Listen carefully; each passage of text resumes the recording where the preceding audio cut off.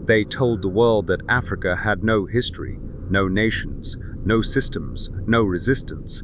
That lie made invasion sound like discovery. It made theft sound like help, and it made violence sound like civilization. But Africa was never empty. Africa was never silent. Long before colonizers arrived, Africa had kingdoms, laws, armies, trade routes, and philosophies older than many European states. And when foreign powers came, not to trade, but to take, Africans resisted from the very first step on African soil. From the north to the south, from the forests to the deserts, resistance was not an exception. It was the rule. In North Africa, when France invaded Algeria in 1830, they expected submission. Instead, they met one of the longest resistance struggles in modern history. Emir Abdelkader united tribes, built a state, and fought the French with discipline, diplomacy, and strategy. France responded with mass killings, burned villages, and land seizures that displaced millions.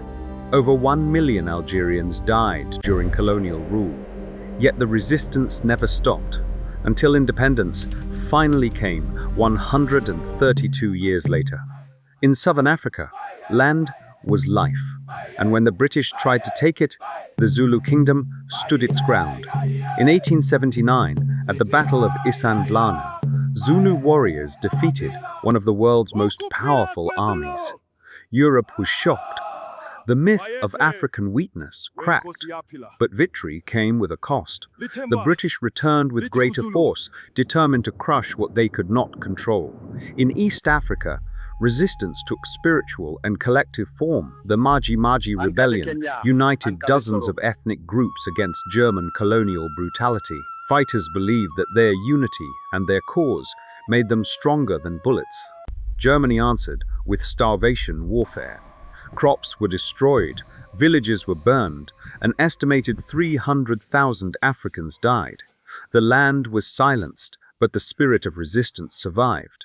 In Central Africa, the Congo became the site of one of the greatest crimes in human history. Under King Leopold II of Belgium, Africans were forced into labor to extract rubber. Resistance was punished with whippings, mutilations, and mass death. Millions perished. The world called it commerce. Africans lived it as terror. Yet, even there, resistance existed. Through escape, sabotage, refusal, and survival. In West Africa, Samori Touré built an empire to resist French expansion. For nearly 2 decades, he fought a modern European army using strategy, mobility, and intelligence. When weapons ran out, the French turned to betrayal, false treaties, and divide-and-rule tactics.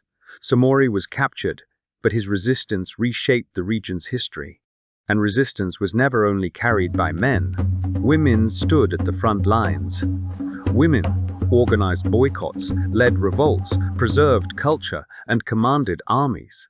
Queen Zinga of Ndongo and Matamba resisted Portuguese domination for over 40 years using war, diplomacy, and psychological strategy. She negotiated as an equal, ruled as a sovereign, and refused to bow to imperial power. Her resistance terrified colonizers because it shattered their belief that domination was inevitable. As colonial rule tightened, resistance evolved. When guns were outmatched, ideas became weapons. Education became defiance, writing became rebellion. Leaders like Kwame Nkrumah understood that independence without economic control was a trap. He warned Africa that political freedom without economic freedom was meaningless. His vision of Pan-African unity threatened external interests, and like many others, he was removed. In Kenya, the Mau Mau uprising challenged British land theft. The response was brutal. Detention camps, torture, collective punishment. For decades, these crimes were hidden. Only recently did the truth emerge, proving once again that colonial violence was never accidental. It was policy. In Portuguese-controlled Africa, Mozambique, Angola, Guinea-Bissau, armed resistance dragged Portugal into long wars it could not afford or win. Leaders like Samora Mahal insisted that liberation must change people's lives, not just raise new flags. Independence was achieved, but sabotage followed. Across Africa, leaders who refused control were assassinated, overthrown, or isolated. Borders drawn in European offices remained. Economic systems designed for extraction survived. Colonialism changed its face but not its function. Flags changed. Chains adapted. Yet resistance never died. It moved into language, music, fashion, and identity. It lived in stories passed from elders to children. It survived in refusal, to Our forget, to ancestors disappear, to walked these submit. lands Today, African resistance looks different. before the It lives in rivers technology, changed in their activism, course. in cultural pride, in economic awakening. But We're its told not to roots are the escape the same. streets, A but to people who rebuild them. forget their This workshop resistance starts forget in their 10. power. Bring your And laptops. Africa's power Upload it has live. always Let the been its world see. refusal to accept injustice as destiny. Africa was not conquered without a fight. It was overwhelmed, but never defeated. The truth is simple. They did not find us empty. They did not rule us peacefully. And they did not leave us unchanged. Africa resisted. Africa remembers. And the story continues with you. This story is part of Kua Tales, where African myths, legends, and proverbs come to life through AI storytelling and visuals. Don't forget to like, share, and subscribe for more African stories reimagined with AI.